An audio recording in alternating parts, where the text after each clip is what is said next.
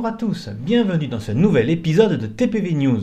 Vous vous rappelez, il y a quelque temps dans un épisode, je vous avais dit ça. Si le rendez-vous a du succès, ils mettront plus de chalets afin de séparer la côte aquitaine du sud-ouest, la côte d'Azur de la Provence et du Languedoc-Roussillon, ou encore qu'ils ajouteront des plats du nord de la France. On peut penser aussi que du coup, ils sortiront de la place de Rémy et investiront un espace plus grand des Walt Disney Studios. Eh bien, figurez-vous que je ne me suis pas bien trompé. En effet, pour sa deuxième édition, le rendez-vous gourmand de Disneyland Paris va évoluer et proposer plus de chalets. En même temps, c'est assez logique. Si le parc veut attirer, il ne pouvait pas laisser cet événement sur la place de Rémy.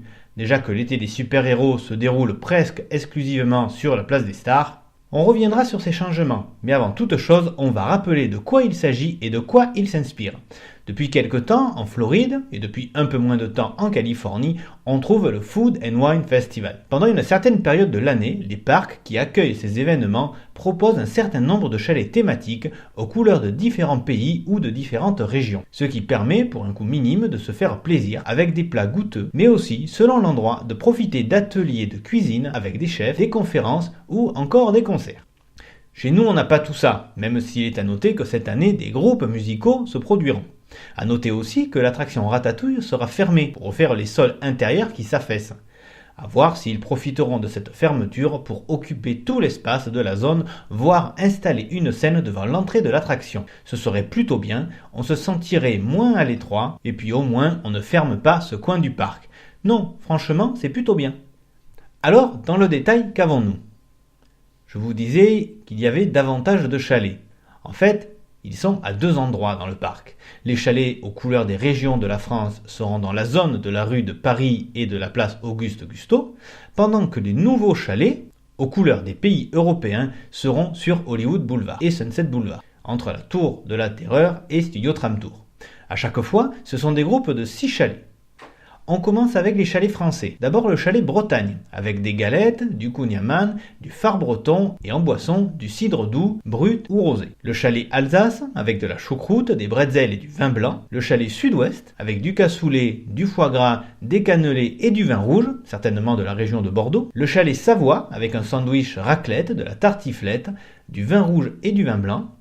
Le chalet de la Provence, avec des côtes d'agneau, de la tropézienne, de la tarte au citron, du vin rosé et du vin blanc muscat, donc on déborde un peu de la Provence. Et enfin, un chalet anti-française, car il ne faut pas les oublier, avec des acras de morue, du poulet colombo, de la saucisse créole, du gâteau à l'ananas et du jus de fruits. On passe au chalet aux couleurs de l'Europe. D'abord un chalet belge, avec des frites, de la fricadelle, des gaufres et de la bière.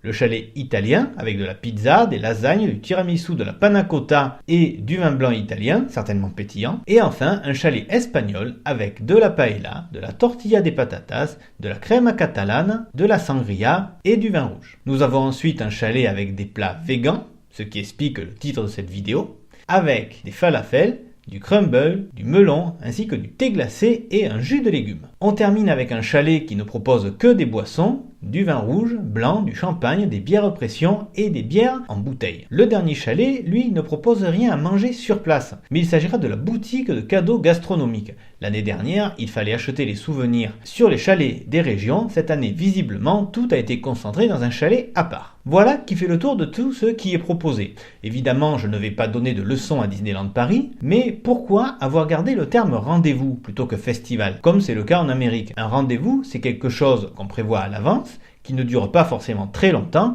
et qu'on a parfois envie d'éviter. Alors qu'un festival, ça dure plus de temps, c'est annoncé à l'avance et on fait tout pour y aller. Mais bon, là, je chipote. On voit bien la volonté des équipes de Disneyland Paris de proposer de plus en plus d'animations au parc Walt Disney Studios afin d'équilibrer le flux des visiteurs et d'agrandir l'offre qui est proposée. Dans quelques années, quand l'extension aura été réalisée, les deux parcs seront, on l'espère tous, à peu près égaux d'un point de vue de la fréquentation. Voilà qui conclut cet épisode. Comme d'habitude, si vous l'avez aimé, n'hésitez pas à me le dire en commentant, n'hésitez pas à mettre un pouce bleu, n'hésitez pas à vous abonner, n'hésitez pas non plus à aller faire un tour sur la deuxième chaîne, la chaîne de vlog, à vous y abonner également. N'oubliez pas que nous sommes présents sur Facebook, sur Instagram, sur Twitter. Il y aura certainement un autre épisode sur le rendez-vous gourmand de Disneyland Paris, mais cette fois avec des photos, des plats et des cartes. Merci pour votre écoute et à très bientôt.